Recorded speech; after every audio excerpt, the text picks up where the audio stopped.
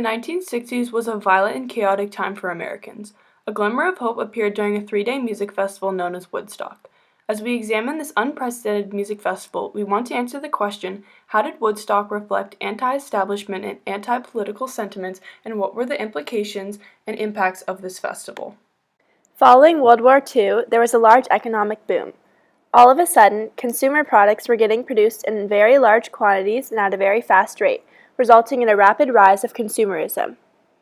Due to this large spending and growing economic market, the middle class went through a huge growth spurt with the help of government programs, such as the GI Bill, which paid for the college education or vocational training of all veterans. With this growing consumerism came conformity. Beloved towns where every home and family looked identical began to grow. But not everyone loved this conformity, and in result, the counterculture emerged. Young adults began to experiment with drugs, sex, clothing, and hairstyles. This behavior frightened and even shocked many families living in the suburbs who soon rejected this movement. When planning the event, the four founders originally predicted that they would get around 200,000 attendees, and they were extraordinarily unprepared when 500,000 people showed up instead. With their enormous underestimate came a multitude of problems, including food and water shortages, insane traffic jams, and poor sanitary conditions. The behavior of young adults at Woodstock was influenced by the idea of free-spiritedness and working together. The founders, historians, and even people who went to the event have stressed the idea that Woodstock was all about collaborating with other people to minimize conflict. With this idea in mind, no violence occurred at Woodstock, and the overall feeling at the festival was peace and love. Once at the festival, the rejection of traditional social norms was clear. People acted however they wanted, without any fear of judgment or criticism. There were kids dancing crazily, people sharing everything from drugs to sandwiches, and belongings left all over the place without fear of theft. Woodstock was truly one large community full of differing values and beliefs, and the ability to simply be yourself was a revolutionary idea. With the slogan of the festival being 3 days of peace, love, and music, and multiple people wearing shirts with peace signs, many people on the outside looked at the attendees as anti-war hippies who hated the Vietnam War. While most attendees disliked the war, it is really important to understand that people who went to Woodstock didn't want a weekend of protest, but instead a weekend of peace. It was not uncommon to see people not wearing clothes strutting around the festival, but when the attendees did choose to wear clothing, it didn't consist of much more fabric. At Woodstock, the common fashion trends consisted of tie-dye, velvet, clothing with profanity and peace signs, ripped materials, and short skirts, displaying the image of the hippie. This wild new clothing worn at the festival would have gave a mother in the suburbs a heart attack. The people at Woodstock used their clothing to express their personalities.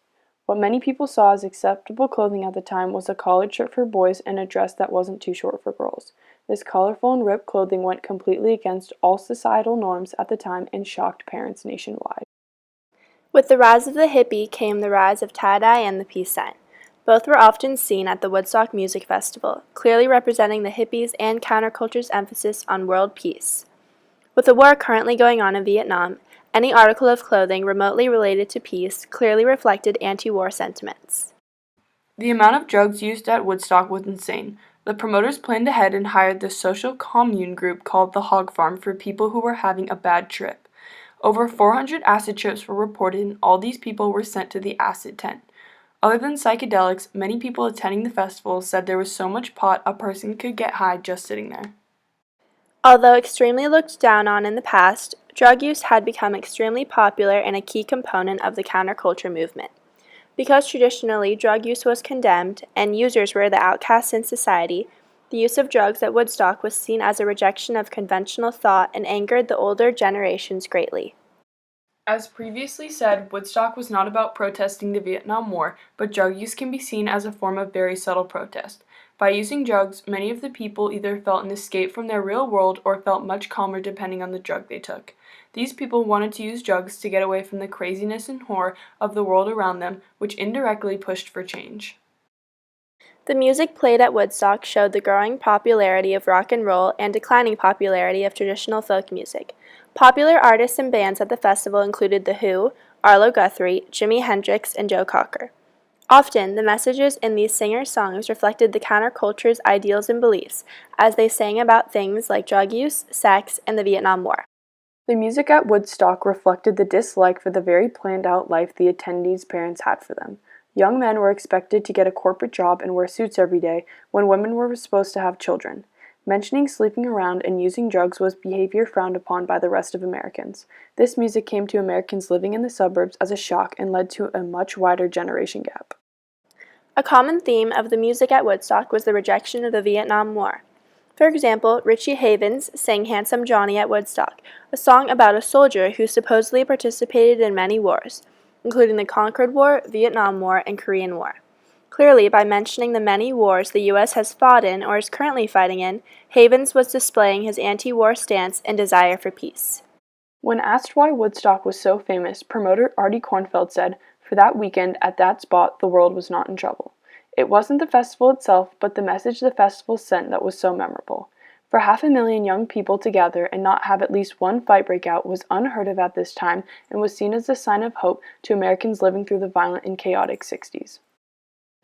At the festival, older generations were able to witness the respectable behavior of the youths at the festival and could see for themselves that they were not as crazy or different as traditionalists had previously believed, and younger generations were able to see that traditionalists maybe weren't as strict or judgmental as they thought.